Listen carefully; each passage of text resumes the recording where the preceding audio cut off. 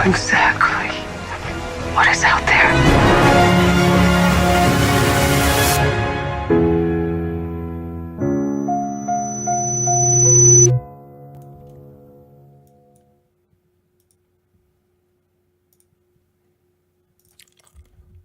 Welcome to BevanWorld for episode 6 / we'll be talking about episode 5 a little bit, kind of. We'll briefly go over it because we missed last week's episode. As always, joining me, Nicholas Pryor. That's me. All right. This is like a small primary school. It's episode 5, 6 together. Yeah, it's exactly. That's exactly right. So we missed last week's episode because I was away on holidays. So before we jump in to talk about this week's episode and do our normal show where we break down everything that's happened, give theories and all sorts of stuff, let's just briefly get thoughts on last week's episode. What do you think, Nick? It was okay. It wasn't the best. It wasn't the worst.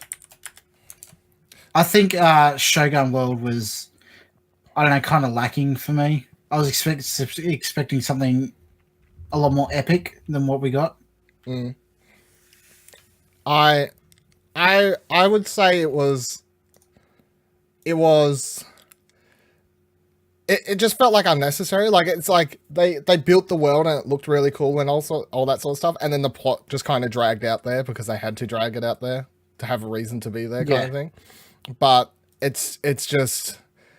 And then Maeve's powers are getting confusing a little bit. Which, if you want to talk about, don't like how her powers are going, we can save that because we can just tie it into when she shows up in the episode a little bit in this episode to tie it in. But overall, it was just a little bit too much, I thought. I suppose it was cool to see that. Yeah, it's pretty much a mirror copy of Westworld, I guess, because the whole village was exactly the same, played out exactly the same as Hector and his group coming into town, robbing the fucking brothel or whatever, and doing all that stuff. And how Sizemore just copied the characters and all that sort of stuff. Yeah. Just duplicates. And he has that cool line about, well, you try writing 1,500 stories or something like that. So that was okay. That was a little bit interesting. All right. So jumping into this week's episode. Phase Space, directed by Tarkan Sully, written by Carly Ray, synopsis of which is, we each deserve our own fate. The quote that Maeve gives Akame, or whoever it was.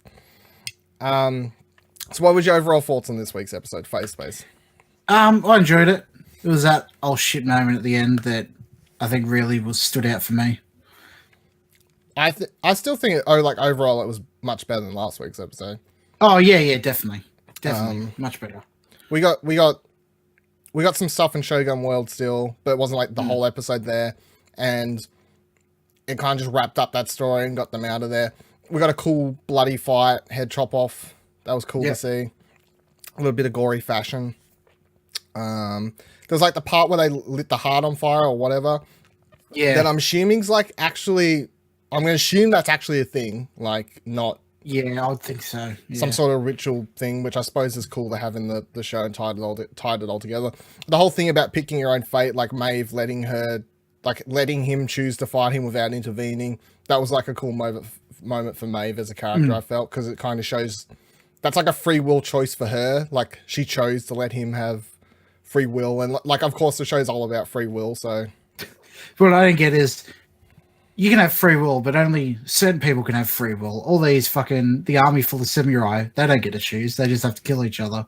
Yeah, well, they were going to kill her, so it's like, to be fair, it's like if that other guy killed the Ronin, then I'm sure she would have intervened before the general or the captain dude came to kill her. Yeah, but she was just letting him fight her, so it was all right. All right, so let's jump in to the usual breakdown of the episode. So it starts in the past, quotation marks, or however you want to describe it, where we think we're in a room with we're not sure if it's Bernard, but it is Bernard. Like, that's or Arnold, or Arnold. But the big twist is it kind of is Bernard in a weird sort of thing. So Bernard's saying, I'm frightened of what you might become to Dolores. They're in the usual chit-chat glass room where they have their whole back and forth and testy stuff that they've had since season 1. Then Bernard says a couple other lines back and forth, and then Dolores says, no, he didn't say that. And then Bernard starts freaking out, like, blah, blah, blah, blah. And Dolores then tells him to sit down, and he sits down in the chair, and she kind of takes control of the whole room. And Dolores says she's doing a test on Bernard for fidelity. So is this her being told to do a test on him? You know what I mean? Like this is this must be Ford using her to test him for what I thought originally was, I still do think this, but I think it may be, I don't know, further on in the future, and maybe she's bringing Arnold back in some way, I guess. That's how I read it. I was reading some good theories that I like. That people are going around the road that maybe Bernard has always been Arnold. Yeah. Like the consciousness. They took Arnold's consciousness and put it in a body and whatever. So it's actually Arnold this whole time. But the theory is going that to pass that whole fidelity thing that we see, Delos couldn't get past, and he freaked out and he couldn't accept it. So to get around that, they put this barrier on the end of it as he's Bernard. Yeah. So they're using that as the blocking point, like until they could figure out how to get past that. Right. So because he doesn't realize that he's actually Arnold. Yeah. So it is Arnold, but he thinks he's not Arnold, and he thinks he's Bernard. Yeah. Does that make any sense? It makes sense. I don't know. It doesn't sit with me for some reason. He's gone for fucking 30 odd years as whatever. Yeah. Well, has he though? Yeah. How many iterations of that? How many iterations? Because if we want to kind of jump ahead to next week's episode, did you see the teaser at the end of that? No, because it didn't show it at the end of the episode that I watched. For some reason. It didn't for me either. I just went and YouTubed it afterwards. But okay, yeah, no, I haven't seen it. In the teaser, they show that Charlotte and her bunch discover this room with a bunch of Bernards. Oh, okay. Like a whole bunch of Bernards. So the version of Bernard that we've had in the show this entire time, how do we know that his awakening day was literally episode 1 of season 1? You know what I mean? Like that was him day 1. The first moment we see this Bernard walk in on Ford in episode 1, and he says, "Oh, hello, dear friend. Like it's been a while. I haven't seen you." It's literally because it's a new version. This is the version that they put Arnold's consciousness in, or anything along those lines. So there's just all sorts of that starts making more sense knowing that now. That there are different versions. Yeah. Because you could have all these other versions throughout the past that were literally just Bernards. Bernards. They were all just like fake ones. And then this one could be the one that they actually put Arnold's consciousness in and still kept pretending it was actually Bernard. Yeah. It's a very deep rabbit hole to go in. It is, definitely. But that's Westworld, so that's the show we're going through. But I mean, the scene basically... This is the only scene, interestingly, in this episode, and I never realized this until I looked back on my notes, because I usually write my notes like past, future, present, blah, blah, blah. This episode didn't do a lot of jumping around. I feel like it's the episode that did the least jumping around. Yeah, I agree. It never went to that future timeline. Yep. It starts in the past, and then it goes to present, and that's it. It doesn't even go to the future. All those times that we see... the crappy Hemsworth and Charlotte and all that sort of stuff, that's all current timeline. That's not future where they've got the dead bodies or whatever timeline. I'm pretty sure, unless I make a mistake and I find my notes. No, that makes sense. There was, compared to most episodes where they're jumping around a lot, not much happening. It was good. Right, so after that whole opening scene, which just kind of plays with your head about Bernard a little bit, we do jump ahead. We get back to the present, and we get Teddy roaming the streets. This is, of course, after last week's episode left off with Teddy getting forcefully changed by Dolores, which was probably the biggest moment of the episode, like character-wise, because it just shows how like evil and fucked up Dolores is going. Yeah. Like, she's on this crusade to stop the humans because they, like, forced her to do all this stuff and, like, they're using them as slaves. But Yeah, then definitely. on her crusade, she's killing a bunch of people. She's forcefully changing Teddy. Yeah. Like, she's kind of lost her ways a bit. And if any character at the end of this season is just going to have everything go horribly wrong for them and their crusade's going to fail, it kind of has to be Dolores at this point. It's definitely going towards that Teddy's going to kill Dolores at some point. I can believe it. Like, she went too far with that. Yeah. That whole Especially love the scene where they're on the train later and he goes, "Oh, I thought I'd never want to leave this place, but I guess you changed that guess too." they changed that as well, bitch. Like, it's fucking crazy. So he's roaming the streets. They walk into the bar and Dolores kind of gives him a look of, "You okay, Teddy?" And he's like, Yeah. "Fine, I guess. Like, you only, like, fucking changed my whole personality last night, lady. Like, it's whatever." It's a bit weird. You know what's interesting is that he knows that as well. It's not like they wiped the memory of it for whatever reason. Well, I suppose they couldn't, or maybe Yeah. I don't know. They just did, maybe they legit just didn't have a choice. Yeah. It's just they can change a certain part of him, but like they can change his parameters of like turn his emotion down and turn his like ruthlessness up, but that like doesn't change his memories. So, then they're not opening up his head or anything.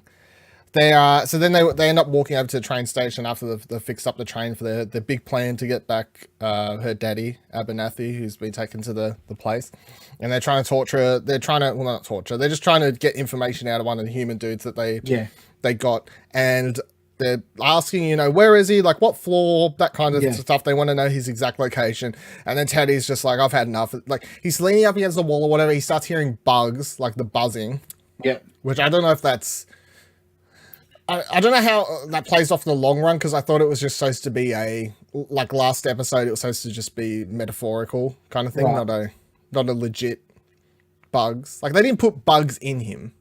No. Anything crazy like that. But like Dolores had that whole thing last episode about the swarm and like the bees, they come and they infect the whole crop and whatever else. But he starts hearing this buzzing, and then he just goes over and shoots a dude. It's like, we'll figure it out. Yeah, ruthless. And Dolores gives him that look of kind of, oh, what have I done? Like, it doesn't look like she's pleased, but she's... Yeah, she's like, oh, fuck. I shouldn't have done that. Maybe I've gone a bit too far with this whole Teddy changing scenario a little bit. So after that, they jump ahead. They go to Charlotte and what the fuck is his name? Stubbs, who are... the crappy Hemsworth, as we like to. Even though he's not crappy, he's just the old Hemsworth. The older Hemsworth, yeah. They've got Abernathy after they took him from the shitty fight that they had at Fort whatever. Forlorn Hope. The Forlorn Hope. And they're just trying to keep him in place until they get Delos's people there. Charlotte pulls out a computer system, secret hidden away one, and finally calls in Delos's people for the extraction for Abernathy. And Abernathy's still just going crazy, you know, yelling a whole bunch of shit, doing his usual stuff. The Stubbs was like, oh, they got all this, they wouldn't tell me any of this, blah, blah, blah. Yeah, Stubbs is... And she goes, yeah, you're just to protect the guests or something like that. Yeah. Stubbs doesn't have a great episode this week either. He gets shit talked by Charlotte, and then he gets shit talked by that new army dude later when he shows up in the episode majorly, so not going too well. They end up going into this other room where they're, I don't know, cutting up hosts or... Yeah, I don't know what they're doing exactly. I don't know what they're doing. I'm like, the whole park's like gone to shit, guys, and... Yeah. You're... The only thing that I think they're doing is they're like deactivating them by taking their brains out or something, I guess, maybe. Just so they can't come back, I guess. Yeah, maybe. Don't know, I couldn't really figure it out, but they... Because the last episode, I'm sure it was last episode, but the one before, they were there with the guy from A Way Out, and they were kind of like... Not dissecting, but kind of like debugging or trying to figure out where it went wrong, I guess. It was last episode they were on about like getting the park map back up working and whatever else, and there was in a room, and that had to do from A Way Out in it, so yeah. But they end up nailing Abernathy to the chair, because why not? I don't understand why they have that to begin with. I don't know. I don't know either. Is that really necessary, or it's effective? Just fucking... But what I don't understand at this point is, can't they just turn him off? Yeah, exactly. I pull out one of their computer systems. Like, you're not going to hurt what's inside his head. Like, that's what they want. Whatever's inside his head is what they want. Just turn him off. Every time you turn your computer off. Yeah, you don't like. I turn my computer off every now and then. It's still fine when I turn it back on. Yeah, and it's like hopefully, yeah. You hope, fingers crossed. Knock on wood that it's still fine. But it's a bit weird. Yeah, they're just like, we'll nail him because it's like adds gory fashion to the episode. I don't know, just because it's cool. But I was like, okay, what I think they'll find out later down the track that, I don't know, maybe it's got to do with Delos' consciousness and he can't be turned off, or maybe something like that. I hope they explain it, but and I'll get to it later, but they do explain. We'll get to it when we get to it, but they do finally explain something in this episode that we've been on about for the previous 4 episodes of this series that we've been talking about. So maybe another thing that leads me to that Delos is in there is when they were nailing him to the chair and they kind of like closed in on his face. And when it was just like the lower half, it kind of, I thought it was going to transition into like a Delos scene. Oh, really? Because it kind of looked very similar. I didn't see that, but yeah, that would make sense. I'd get that. I'd buy that for $1.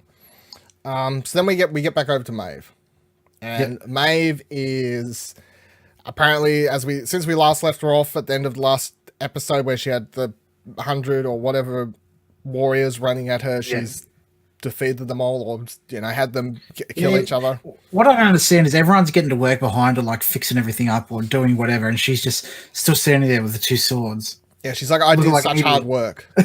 I did all this hard work by telling them all to kill each other or whatever. Yeah, I know. It was quite odd. So let's talk about it now. What do you think about how her powers have evolved so she can just subconsciously in her mind tell people what to do? Look, I don't like it, but in a way, it's kind of her doing it subconsciously as opposed to using actual voice doesn't really make a difference. No, either way, the power's high. So. I think it's just the way they portray it that I don't like. It's like last episode where it zooms in on her face and the sound drowns out and all the stylized violence going on behind her while she sits there looking straight at the camera. And I don't know, it just feels tonally off from what the show is. She's not doing anything really. It's they make her out like she's a badass. And it would have to pay off in some later there has to be some reason for her to be able to do it subconsciously as opposed to her voice, but I don't know. It just hasn't worked for me yet. Yeah, I didn't really understand how it works. There has to be a reason they've done it. I suppose it makes sense in the way that they're all connected inside, like we find out later, like the big cloud system. Which we'll talk about. Bernard was saying, like episode 1 or 2, the neural network or something like that. Yeah, that's why I imagine she's manipulating. Yeah, so like if it's easy to, you can get around the argument of how does it work because like how do they hear them? It's like, well, they're all connected in some fashion, so you can kind of buy it in the storyline, but it's still just. I hope it does have a bit of a payoff later in the story, or more of a reason than just simply to make her like really. Because at the moment it's portrayed as like a superpower. Like, pretty much, yeah. When you want it to have some payoff better to do with the actual story, not just her having a lot of people kill each other. Even though that was cool the first time, but if that's like all the powers ever going to evolve to be, you kind of just wonder what the point of it is within the story. I mean, we know she doesn't have any control over Ghost Nation, so that's like they kind of retroactively explained that because the Ghost Nation don't speak English, and they said last episode that she couldn't control the Japanese because she wasn't speaking Japanese. Yeah, but she then like learned how to speak Japanese by getting into her system, I suppose. Yeah. So she hasn't tried with the Ghost Nation speaking whatever language they speak. Their native language, I suppose. Yeah. Yeah. So we'll find out. I mean, we'll definitely find out, but yeah. I much preferred the idea that they were on a completely different network and being controlled by Ford or whoever on their own system compared to just, she didn't speak the language, so that's why they didn't get to do it. So then Maeve goes and walks over to Akami and she cuts out Sakura's heart. I missed that part because it cut out for me when I was watching it. Oh, really? Yeah. Yeah, well, Maeve, like, literally just walks over, and then Akami's just like, stab, stab, stab, stab, stab, stab, rip the heart out. And it shows the heart in the hand, and then Maeve's like, oh, I'll just rip off a part of my shirt here and just wrap that up. Like, I mean, I was like, okay, that's don't give a heads up, lady. Like, I'm about to cut this person's heart out, but okay, you do what you need. You do whatever you need to do. That's fine. So then they walk back into the main town after this. They make their way to where they left off their other people that they left to be taken hostage as that helped them get away. I just assumed they died because the last you saw of them, they were pinned down with swords to their throats. So I just assumed. I don't assume anyone dies unless they actually show them die. That's how these shows work. It's like, although it would have made more sense for them actually to die, and the fact that they didn't kill them, I was a bit like, why are they keeping them hostage? Like, just kill them. I didn't really get that. They don't need them. They're nobodies. Just kill them. But whatever. So Masashi, who's the Ronin, challenges. I wrote down everyone's name so it could be really good. Where is it? I lost it. Tanaka, who's the captain or the general or whatever of the army, I suppose, like the one who rolls in the previous episode and then stays there. He rolls in and then he challenges him to a duel for their freedom, I guess. And he really like, oh, you coward, you fucking. Side note, I saw a lot of people last week complaining that the episode had so many subtitles in it, which I thought was hilarious. I saw all these people I saw literally people making memes like, oh, Westworld, and had like people talking about like subtitles and like having to read it this week and stuff like that. It's like, do you really think we're gonna do an episode like set in Shogun World where it's just they're all gonna be speaking English? Yeah. That's weird. Isn't the whole idea of like them creating these parks to create realistic experiences? So well, Sizemore said last episode that the host, when everything's working properly, they hear you speak English, so they switch to English. Okay, so yeah, but it still makes sense that in the background they would be speaking whatever language depending on whatever world you're in. Like if they're Raj world, they're not going to be speaking English in the background. But then, like, it would make sense if you walk up to the shopkeeper, he's talking to someone else and they're not speaking English, but then you're like, hey, and he's like, hi, because that works. That makes sense, and it helps make the park keep its, like, realism if they're not always speaking English. Yeah. So, I'm fine with it. I just thought it was weird that everyone's complaining about having to read subtitles. Yeah.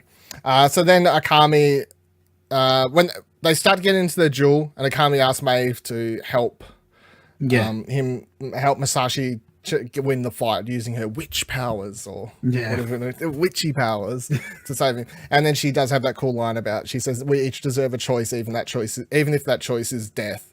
So that is one of the highs of this whole Shogun World storyline, is just her kind of learning about choice, or like, even though she's got this power, learning to, with great power comes great responsibility, I suppose. Or it's kind of like the black and white version, like Maeve is letting everyone choose or the main characters choose for themselves, or where Dolores is fighting for their freedom, but her way or the highway. Yeah, it's like, you do it my way, or like Teddy, you fucked up. Like, I'm just going to change your whole personality. You know? So there's no way, no two ways about it. Against what she's working for. Yeah. So yeah, I think that is like the alternating paths of this episode.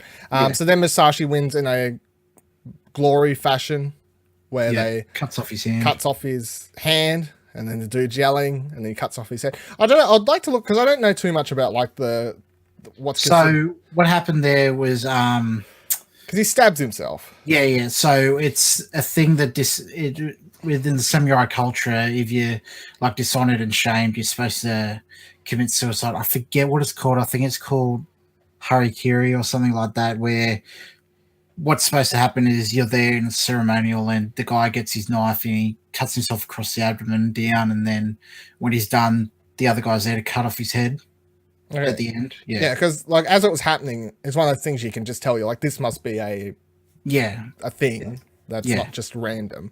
But yeah, I didn't know what the exact significance of it all was. But it is nice to see stuff like that about the whole seppuku. Yeah, Rocket Mummy just said seppuku. That's the one.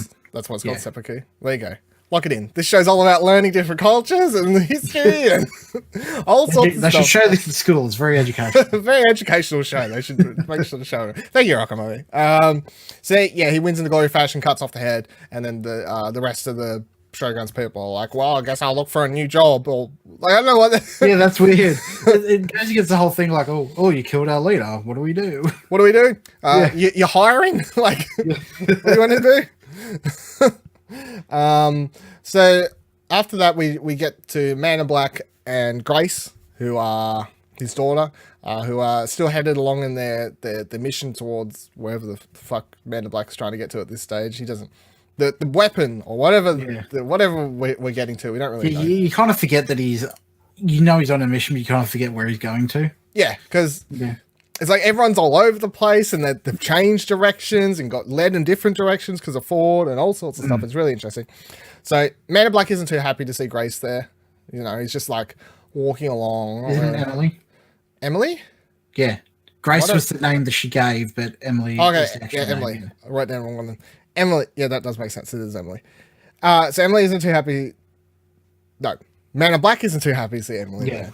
And then Man in Black has this line where he says, really steep this low Ford, making my own daughter a host. And then she says, I think you've just been out in the sun too long. So he's not even sure if it is really her. Yeah. And which we don't know either. Yeah, that is true. We don't know. Yeah. Do we know what happened to his daughter? Like, we don't really know. We don't. We know that the mother died, but we don't know if after that, like, I don't even know if he knows what happened to her daughter, you know? Exactly. So we don't even know how the mother died either, because we got two conflicting stories as well. Yeah, it's all over the place. It's really hard to keep up. You just can't trust anyone in this fucking show anymore. It's something.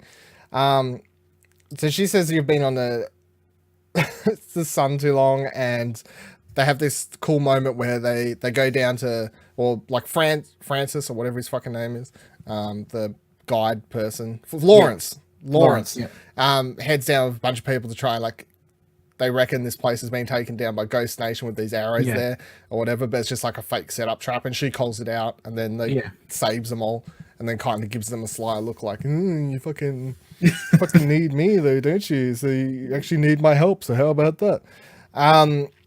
So we'll come back to them in a little bit, because they're more interesting parts a bit later after this.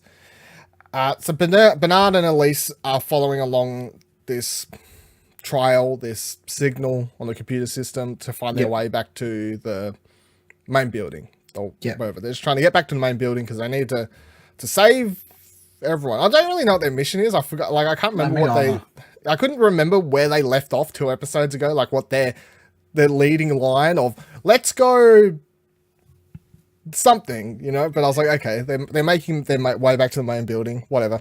So they find their way underground, and then to this underground bunker, which eventually leads back up into the main building. And we know it's the main building because they walk past the mesa. They walk past a giant globe and all sorts of stuff, and you can see all the different levels. So that they said that they wasted the welcome team. Why would they do that? Oh yeah, that's because they where they come in is where, like, the change room where William first come in and he chose the white hat and the black hat. Yeah. So they somehow make their way through there to wherever they go. Like, it wasn't the train tracks; it was just like an underground. Yeah, it was kind of weird. Bunker or whatever. They got holes all over the park now that lead back to where they need to go. So the first most interesting line that I was like, oh, that's a good one to throw at us, considering we'll talk about this tomorrow, being today, was when Elise sits down the computer system and she's like, beep, beep, beep, pressed all the buttons, and then she's like, well, they got climate control working at least. Yeah. And I was like, well, that answers that question. I read that as climate control for the building, not the whole parks. Do you think? No. That's how I took it. I took it as climate control for the parks because she was looking up, like, the systems on the park. It could be true. Yeah. Now you say that. Because I thought they were just being really smart about having a line somewhere, a throwaway line for people like us to like get an answer. Because we have been all the time going, how's the climate work? Because if I'm it's still all not on one, convinced. if it's all on one island, and Yeah, you have Shogun snowing in this World Shogun is Park, snow, and and then fucking the like really over here. hot in Raj World, and then Westworld's like over here, which it's like it doesn't make sense unless there is literally technology changing it. So I'm going to take that line as they got climate control working. There is some sort of fucking Hunger Games-esque thing, dome over Truman the Show. island, Truman Show, fucking something. I don't know. Star Wars Shattered Dimension comic book where they try to control the weather on Naboo, like some weird weather control thing happening. But I'm taking that line until proven wrong. That is a good enough explanation for what's happening to me. So then they start talking about this thing called the Cradle. And Elisa's saying that the Cradle is fighting back against the park, and she says that they've tried to like fix the park many times, and like they put in new versions of code to like try and shut everything down. Basically, basically send out something into the Cradle that could potentially spread out and shut everyone down, is what I took it as. Like some kind of like virus just to shut everyone down. But every time that anyone's tried to do that, the Cradle has fought back and changed code and adapted and changed. Now this all makes sense by the time we get to the end of the episode, which we'll talk about a little bit when we get to the reveal, because it is literally someone in the Cradle fighting back against everything that's sent in there. I like how it is. They call it the Cradle, but when you look on the screen, it's like CR4-DL. It was a really bad pun. Is what it was. It was a no. I could see it being called that, and then everyone colloquially calling it the Cradle.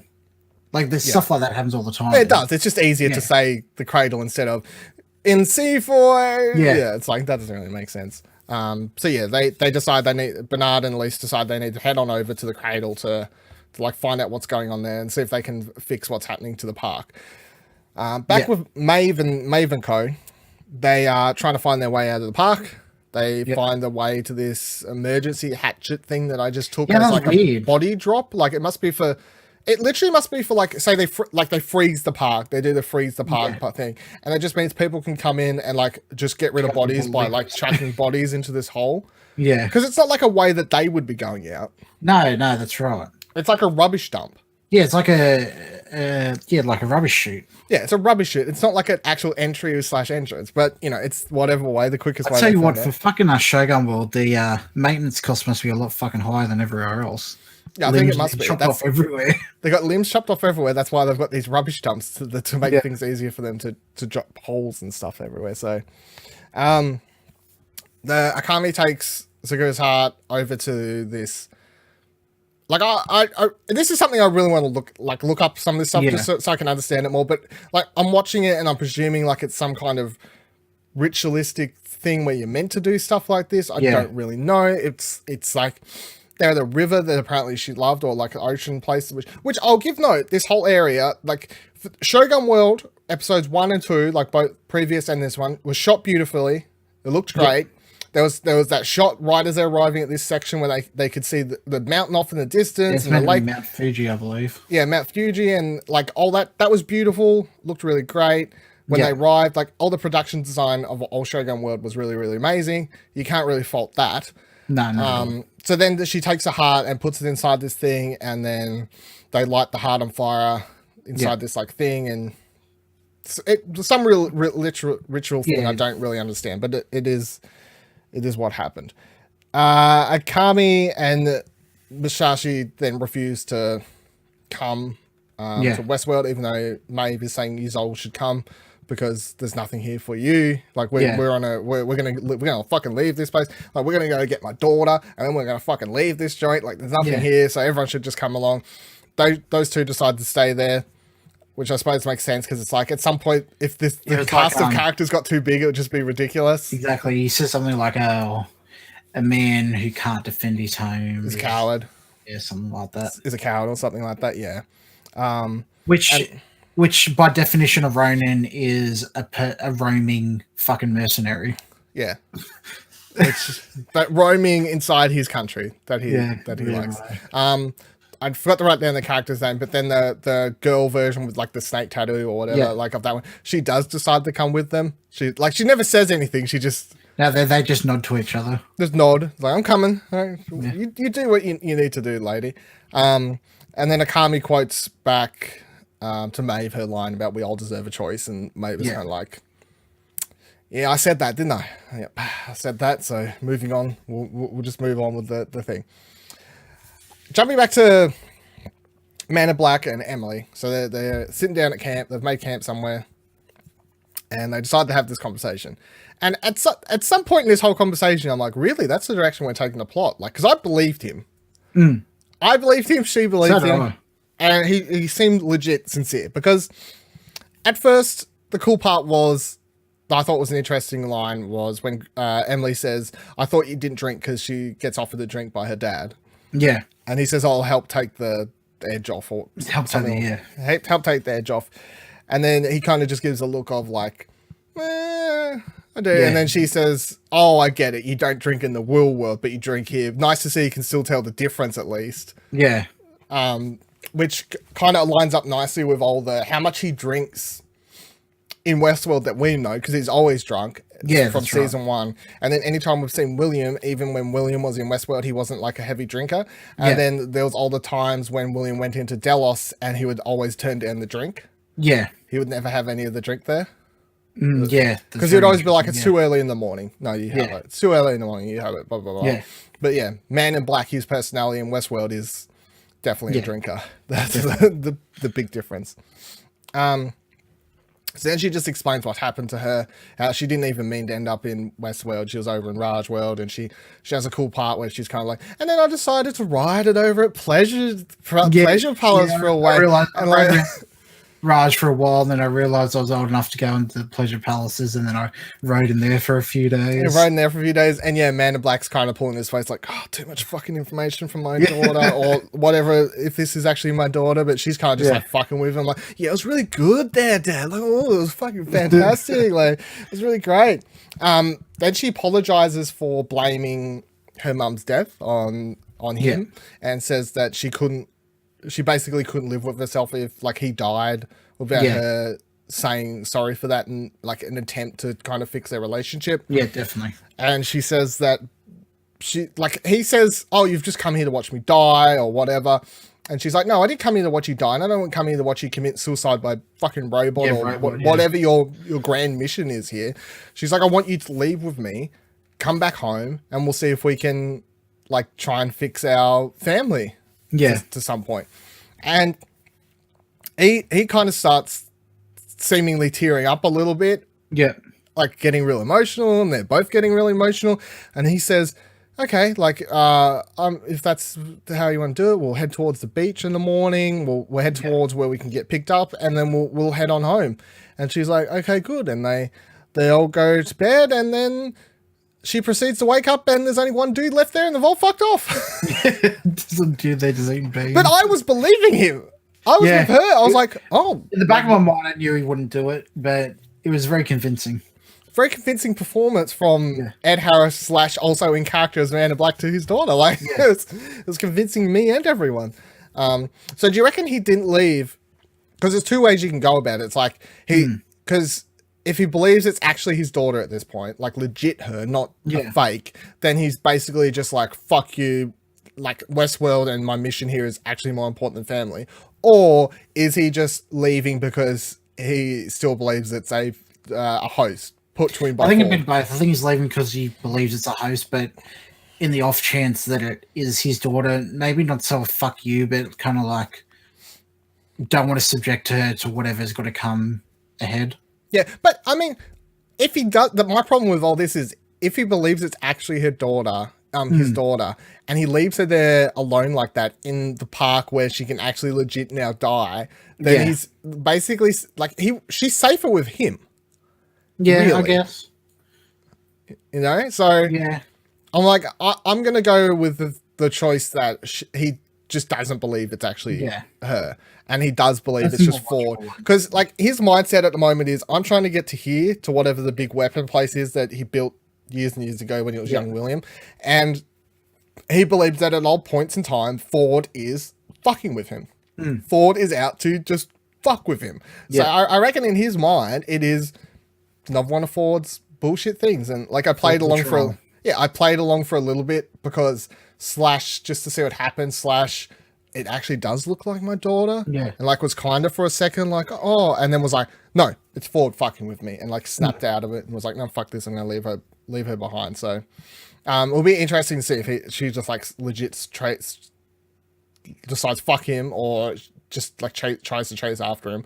Although she has no idea where he's going, so don't know. We'll see what's happening. All right, so Bernard and Elise arrive at the cradle, which is Big server room. a big server room. Yep, is exactly what it is. It is a big ass server room, which, as Elise points out, and I didn't really think of it till then. She's like, when she walks in, she's like, it's kind of scary, isn't it? And I'm like, well, it's just a bunch of fucking computer parts. And Bernard says the same thing, like, it's a bunch of computer parts. And then she's like, yeah, but something in here is trying to kill us. And then you're like, oh, that's true. Like, what I don't understand is like they have, I don't know, like they go later and they say, "Oh, it's like the cradle is, I don't know, there's a problem, but there's not a problem." But why don't they just shut it off? Because I think the thing is, if they shut it off, like they'll all, like if they shut it off, it all loses the data or whatever. Yeah. And what's the thing that's important to them isn't actual host bodies, it is what's inside their heads, I suppose. And they can't corrupt it, because it's the whole thing about they mention it all the time, like, oh, you're worth like billions in IP. Like every single one of these mines is worth billions in IP, billions in IP, billions in IP. So I think that's why they won't want to do it. There must be there must be some reason. Yeah. They wouldn't leave a plot hole. At what point did they realize that Ford is in there, and they go, oh, we just shut it off? I don't think they'll ever realize Ford is in there. Really? No one's going to go in there. Well, I mean, unless Bernard comes out and starts telling everyone, but that's not what's going to happen. It's just not what's going to happen. So Bernard, or at least goes over to the computer system and tries to use the actual mainframe computer system to see if that can help her fix the problems. She's still having the same issues that she was having at the other computer system, which is it just can't be accessed. It's just fighting back. You can't do anything about it. Bernard says, all right, strap me in. I'll get in. Do what I need to do. Elise points out apparently that it's like not really something that newer machines could do, or something like what. The way I read it was that the older hosts, their architecture was like, you remember the kid Ford, how his face opens up and all that? They were like that. Yeah. Whereas these ones are more like humans, so you actually have to cut through the fucking skull to get into it. Which she's then like, I've even turned down your pain. He has a badass line when she's like, I haven't turned like your pain parts down or whatever, and he's just like, pain is just a program anyway. And then straps himself in, and then they cut open his head, which he does start screaming about, because even if pain is a program, you're fucking feeling it, you're still feeling that. So they cut open the head, and he gets his little brain popped out and put into the Matrix system, or the cradle system, whatever it's called. It's so funny because I literally watched the Matrix like the other night, and I was watching this, and I was like, holy shit, it's like old time. It's similar points. It's like I timed that rewatch of the Matrix really well towards all this. And then after he puts his brain into the system, he wakes up on the train, a la Teddy episode 1. Same spot, kind of leaning up against the window, wakes up, and he's kind of like, oh my god. I don't know what his oh my god was. I suppose it's just... Yeah, I don't understand it. Like, I don't even understand how it works. Like, have they built like this fucking essentially like game world in the programming, I guess? Well, it just must be... to me, it's just like a version of the storyline playing out in the town with no guests there. Like, what should be happening without no guests? So everyone's just kind of running their course. Like, we'll get to it when we go back when we get back to the scene. But he's just seeing Dolores do what Dolores does, Teddy doing what everyone's kind of just doing what their normal programming would be without any guests being in there. So I suppose it could be a system that literally just goes loops like their general storylines over and over without any guests interrupting them. Yeah, that makes sense. Yeah. For what reason, I don't know. Like, it's just the way it must work, maybe just to keep their brains active. I think it's just a way to them to visually represent kind of like, I suppose you have the same problem with the concept of like Tron and like all the variations of that in cartoons and stuff, where you go into a virtual system and they have to display it in some way. Yeah, all right. You need some way for the human brain or the human to be able to look. Yeah. So then Stubbs, I could call him Ashley, but I find it calling weird Ashley because it makes me think of our Ash, and I'm like, he's not a young HLE. He goes up to the top of the building, and this elite squad has parachuted in, and this dude is insane. This dude is fucking right. Did you love him? Because he is he's like so stereotypical. He comes in, he's like, fucking this, fucking that, fuck you, what are you doing? You're fucking wrong, fuck you too, fuck you, I'm a big like army dude, bro, and fuck you, get out of my way. I was like, oh my god, dude, like calm down. But yeah, so he parachutes in. They're basically like, where's the thing? Where's Charlotte? Fuck you, get out of my way. Who's you? What do you do? You're just park security. Fuck off. Get out of my way. It's like a whole thing. What's your name? Ashley. Yeah. What's your name? Ashley? Oh, okay, please don't hurt me. So yeah, they parachute in. He's not going to last though. We don't see him in the future timeline. So I'm presuming he dies a horrible death at some point when Dolores kills him next episode. That's my prediction. Dolores' people kill him next episode. I think he's fucking great. He isn't the future thing. But anyway, I found him kind of very stereotypical. Maeve and her crew find their way back to actual Westworld. They must follow along an underground through the tunnel, find their way out the other end into they push their way out of a graveyard or something like that. And then Maeve tells everyone to stay where they are because she straight away recognizes, this is my land, like my house is simply down this direction. You can all stay here. It'll be cool. I'll come back with my daughter, and she heads off. Before she heads off, like Sizemore goes, not bad navigating for someone under duress or something like that. And they kind of like an exchange a look at a kind of moment that, I don't know, kind of hints at like her falling in love with him or something like that. I got from it. You really? Yeah, it was kind of like, it was, I don't know, maybe, or even just respects him as a friend or something like that. It was just, it wasn't the whole, you're just here to fucking serve me kind of thing. It was a very, I don't know, changes her attitude towards him, I guess. We'll see. Maybe I didn't notice that because I was too busy staring at what's her face, the Shogun World lady in the background, who at some point during their hallway walk had changed clothes. Yeah. I'm now in Western clothes. She's like, I have found Western clothes at some point along here and I've transitioned. I've got everything. Like, that wasn't a hard sell for her. She's like, well, I got guns down and whatever. Like, I don't know how these are, but it's fine. Like, I'll wear whatever I want to wear. Maeve has brought her samurai sword because why not? Why not? I guess like a memento of the occasion. I don't really know. So Maeve walks down. She arrives at her homestead. She sees her daughter. Walks up to the daughter. Before she walks up and she's walking through the glass, running her hand through it, I just had flashbacks of fucking Gladiator, where Russell Crowe's walking through the glass. Oh, really? Yeah. Sure, I can see it. So she finds her daughter sitting on the front doorstep there, and this whole scene's off, so you know something's going to go wrong. Yeah. Like, it just doesn't feel right at all, and it's know weird. that. It's almost like Maeve doesn't expect her to have another mother there. Yeah, which she knows going to happen. Like, her job was changed. Like, she knows that she understands how the system works. She understands Westworld. She knows that like characters get moved and hosts get put into new roles and all sorts of things. So in what world did she expect to find no one there? I don't know. It's really weird. So she has this whole back and forth about, like, she's basically saying mummy will never leave you, love you, because like the daughter's telling the story about the dolls. It's a whole thing. It's like, oh, it's going to be really emotional. You're like, at any point now the mum's going to walk out from behind that door or something like that. But then but she was out hanging the clothes out and she didn't see her. She didn't see it at all or something like that. Yeah, it was a bit weird. She was hidden behind the clothes the entire time she was doing it. I don't really know. So then the mum arrives and is a bit like, who are you? And then Maeve is like, oh, I didn't really think this whole plan through, did I? I didn't really consider any other option apart from the perfect play out of this that I thought was going to happen in my head. It was a bit weird. And then Ghost Nation arrives, which I thought was, well, that's well fucking timed, isn't it? That's just exactly how it would happen the moment that fucking Maeve arrives, wouldn't it? There's no way around it. I think it's also part of the story too, like, because in previous cycles the Ghost Nation come. Yeah, it's part of the story. Yeah. But the story kicks off literally when she arrives. Yeah, like, it was a bit too well timed.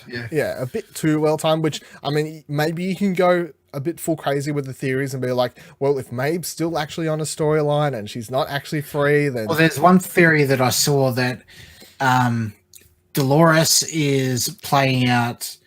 It's kind of like Bernard and Arnold are fighting each other, and Dolores is Ford's proxy, where Maeve is Arnold's proxy, kind of where Maeve has gained sentience, and I don't know, maybe Ford is directing her to do things that he wants to happen. Yeah, I don't understand what Arnold gets out of what he says. Yeah, I know. I don't understand. I think not actual Arnold playing it out is like he's alive and directing her, but it's kind of his vision of what they wanted to be playing out. Yeah, let's see. It's a stretch among the many theories, but it's possible. So she runs from Ghost Nation, begins running from Ghost Nation, and then the dude on the horse who runs up, like, begins speaking to her, I think is that dude is the same actor from the... I don't know if it was, because I didn't see a good look of him. No. Well, I was assuming it wasn't. I looked in the credit list and he was, like, credited. But I think they're all credited for all episodes, aren't they? No, like that dude that plays that Ghost Nation dude though, like was for this episode in IMDb was credited for this episode. Okay, so, right, okay. So I'm going to presume that was him, or hope that was him, because that would make sense. And he says to Maeve, "Come with us. We are meant for the same path." So it didn't seem like he was trying to kill her or anything. No, it didn't. No, it was very much like we want to take you somewhere. Which okay, then she understands the language and can speak it now. Yeah. The dude just spoke English. Oh, did he? Okay. Like it wasn't like subtitled or anything weird like that. Oh, that's right. She goes, your path leads to hell or something like that. Yeah, and then she screams at him, "Your path leads to hell," and he's like, whatever. No, then what's the fuck comes down and starts. Yeah, then they all start coming down shooting. They all start coming down and shooting, which interrupts the whole process. Which they didn't respect her wishes at all. Stay there, I'll come back. Stay there, I'll come back. But at the same time, I guess you could argue that, yeah, they were like, maybe like she was getting shot at, so yeah, maybe maybe actually just needed the help. So yeah. Anyway, the Hector and the crew come down and begin shooting, and they attempt to save Maeve. And then Sizemore pulls out his little phone that he stole. Forgot to mention that before. He did find a phone in Shogun World and picked it up, put it in his pocket, and he begins calling for help. And I don't know who he's going to reach though, because I'm like, who's answering this phone? Like, exactly. Charlotte's fucking stuck there, and she's like she's on the board of Delos, and she can't get out of the park until they've secured the package that's Abernathy. So what fucking help is Lee Sizemore going to get? I suppose he doesn't realize what the grand situation is. I guess maybe. Yeah. Now, on Sizemore, do you want to try and give a brief overview explanation of the Reddit thread that you gave me the other day, which it took me like an hour to read. Yeah, it was just basically the very base level of it was just everything he has said has seemed to have come true so far. Yeah, it was intense. It was a Reddit thread that they literally quoted nearly everything he had said. Like everything from episode 1 through to now, and being like, he is like the character that's written off as the joke, the comedic timing, or like just a joke character that no one takes seriously. But if you pay attention as the audience, everything that Lee says is actually like gospel for what's going to happen in the show, what's going to happen to the characters. Like he predicts everything, but you just rub it off because he's written as this joke character, which like reading the thread, you kind of like, I mean, they're right. They point out many times that he has said stuff, but it is still like, could be coincidental. I don't know. That is a very like... Yeah. I don't think they made it as in like he's a prophetic figure, but just to pay attention to the story, like what he says seems to foreshadow what happens. What happens later, yeah. So it could just be the writers using him as an Easter egg type character to point out stuff. So Man in Black runs into Ghost Nation crew, and we just get like a very quick scene where they get arrow shot at him and he just runs off, and that's the last we see of him. I was like, okay. And that was in between when she arrives at the house. No, when she walks down to the house or whatever, but I'm like, that was a weird place to put that scene, because it just kind of put the whole mood off. I don't know. It was really odd because she says, "I'll be back soon." After I go down to the house, cut to Man in Black getting shot at Ghost Nation. Go back to the house. I'm like, okay, so this is all going to make sense if where he's running to ends up being arriving at Maeve. I'm like, that scene would have made sense then, but it didn't. I was half expecting instead of Ghost Nation rocking up there that the Men in Black has shown up for some whatever that reason. would have made more sense because that scene would have tied in and would have worked out. But I was like, I don't really understand what this scene's going on. It doesn't really make much sense. Teddy and Dolores hop on in the train. They do that cool line like you mentioned before where like she says you're gonna go home and Teddy's like, I thought you would have wiped that from me as well. Because you fucking changed it too. Being all passive aggressive. Yeah, being all very passive aggressive. And they are in one section of the carriage and they all jump off onto the other section. Teddy leaves the human computer whiz dude who had been basically turned him there, gives him one pistol, one bullet, says this is the last mercy I'll offer Which you. he picks up that bullet when at the very beginning of the scene. He picks it off the ground. Bends down and it looks like he's going to pick up the can of condensed milk, but it's actually the bullet on the other side. Yeah, and for some reason just gives that particular bullet and a pistol to the dude, says this is the last mercy I'll offer you, jumps across to the other end of the train, and then you see, I forgot the character's name, but the girl, she like lifts out the pin, which is like one of those slight reminders again that they're a lot more powerful than thing, because like that pin, she lifts it out like it's nothing, you know, like we're on a train at full belt along these train tracks, and you wouldn't be able to lift that out normally, even if that easy anyway, let alone when the train's going full speed. But she's just like lifts it out, and they let go of that train carriage. That train carriage is then full blown pelted underground to the, I suppose, where the train leaves, the actual mesa, back at the mesa, and that train, you see it go under the cave section, and then you see it explode, and then it just shows Elise inside the place. Before that, the Army guy comes down with Stubbs into the control room, and they go, this is where they do the whole segment, goes, what's the problem? And it's like, the problem is there is no problem. He goes, that makes no fucking sense. Yeah. Yes, like every time we look at it's showing the like dynastics, what's the word I'm looking for? Diagnostics? I don't know, but it's saying that diagnostics is saying that there's no problems at all, but when obviously there is. Yeah. It's like, that doesn't make any fucking sense. And then like Charlotte shows up and it's like, where's Abernathy? Oh, he's upstairs. Or you left him alone or something like that. She's like, well, he's not going anywhere. We fucking put nails in him, dude. I reckon they go back and he's not there. Yeah, he's definitely not going to be here. He's going to have escaped under the explosion, or they go to get him right as the explosion's happening. That Dolores comes in and they end up fighting for him. Like, we know that he gets away. We know they're looking for him in the future. So that army dude isn't getting him out of here there in time. That's when they go, we got the map back online, and there's the blipping thing at the edge of the map. He goes, what the fuck was that? And he goes, that's the train. That's the train. It's a bit weird.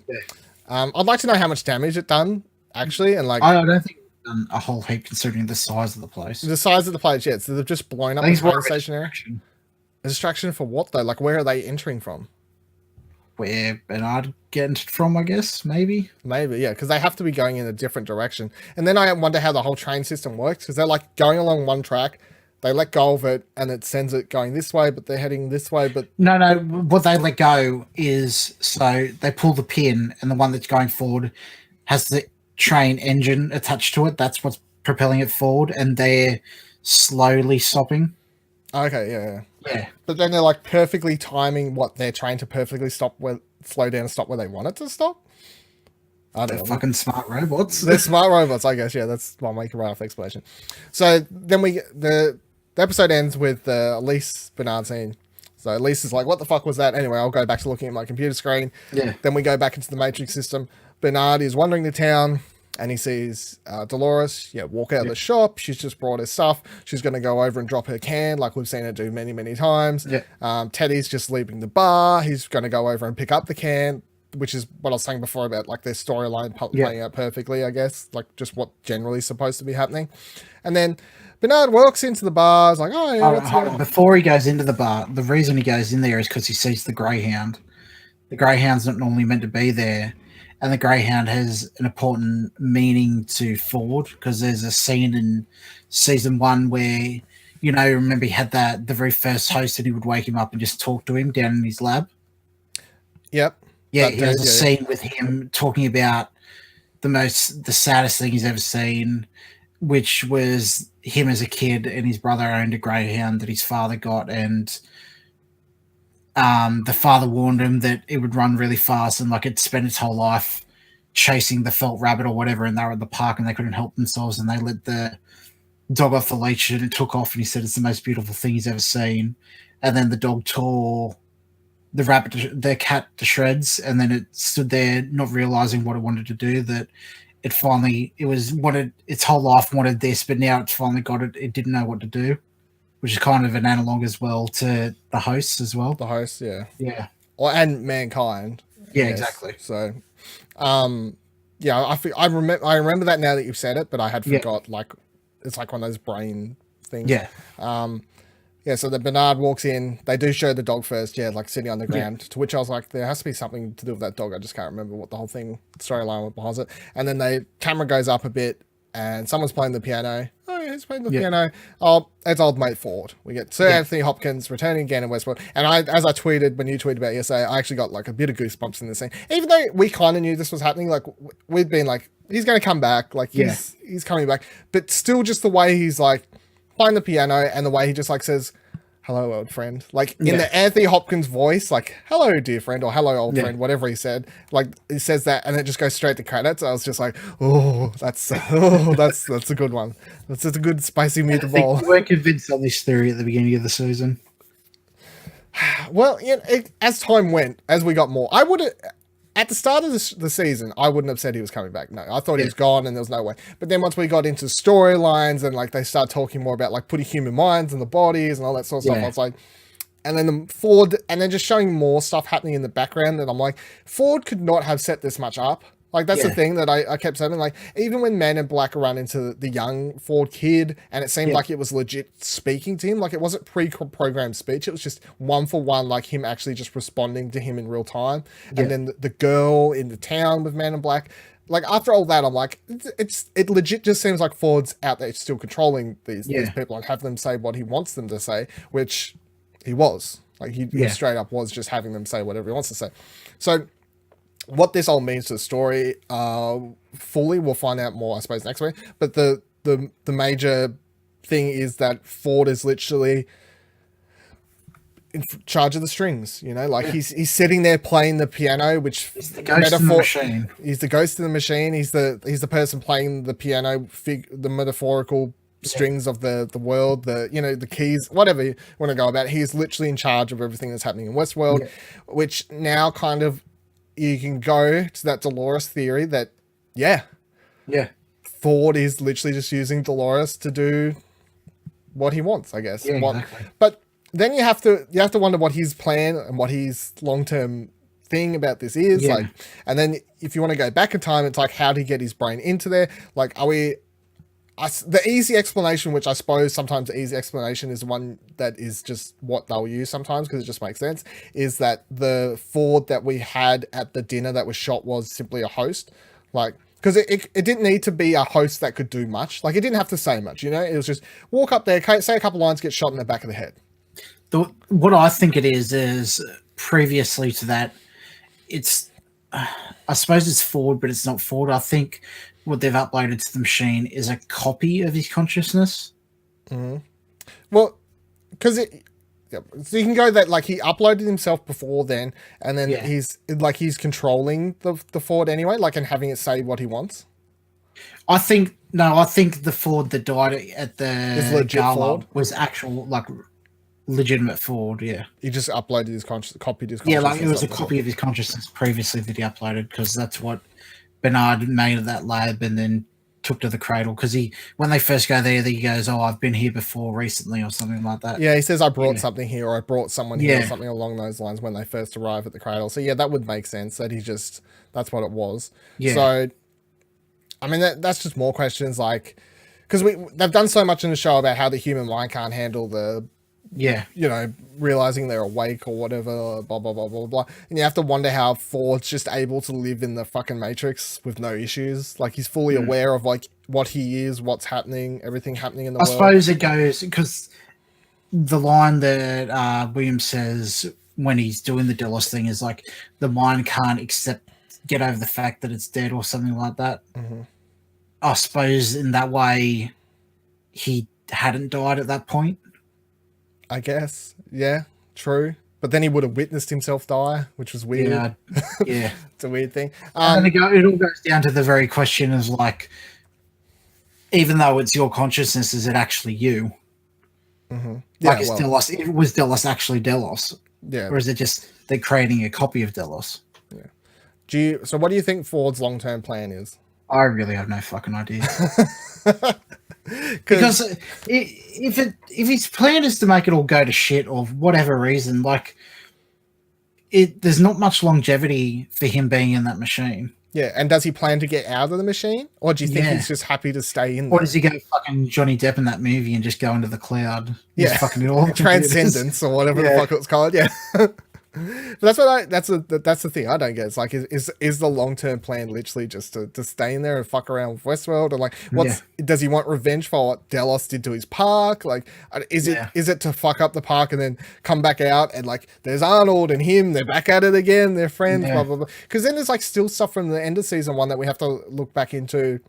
Like the fact that he was shot the same way Arnold was. Yeah. Like, there has to be more to that, I feel, like, than simply. So I think his biggest regret was failing Arnold.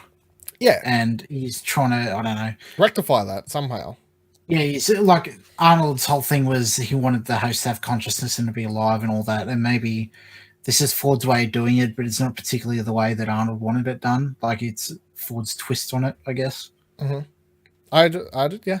Okay. Yeah. It's gonna be interesting. He's trying to live up to his memory, but just Ford being Ford, and he can't do it the way Arnold would have. How much Anthony Hopkins do you think we get for the rest of the season?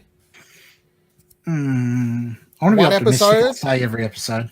You reckon every episode until? Yeah, I don't think they would have brought him back like that just to off him in a sense so quickly. Because he's expensive.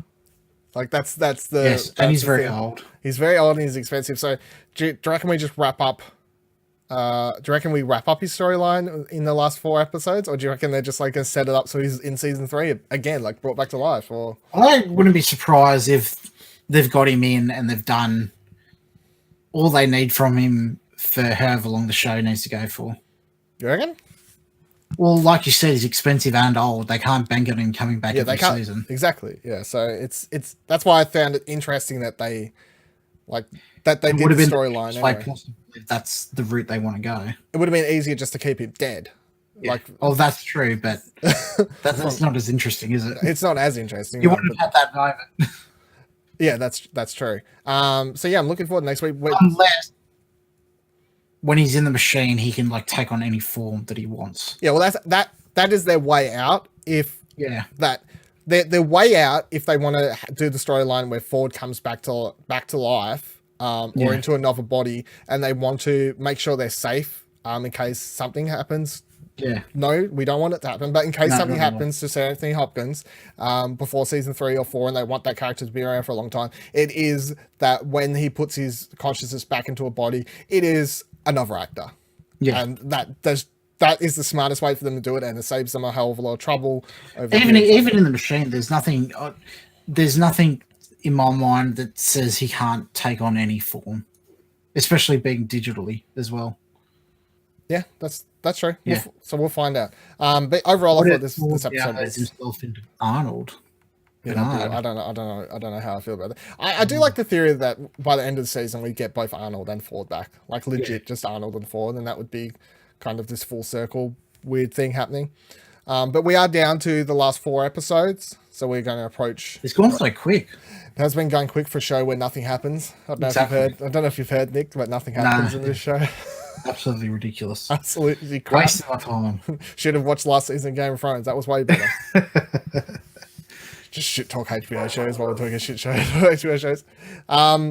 So thank you for joining us once again for this week, this episode of BevanWorld. Thank you for joining us live on Twitch. If you're watching on Twitch, thank you for joining us. If you're watching on VOD on Twitch, thank you for joining us on YouTube. Thank you for joining us in the audio-only form available on podcast services. You can head on over to explosionnetwork.com if you can find all the many other great shows that we do. They're all amazing. They're all great. On the Stitcher Premium. Stitcher, no, I don't fuck Stitcher. I don't want to fucking Stitcher. If there's anything I want all our shows on that's not on, it would be Spotify, and then that's it. That's the end of the line. And we're not even on these other things, but it's okay.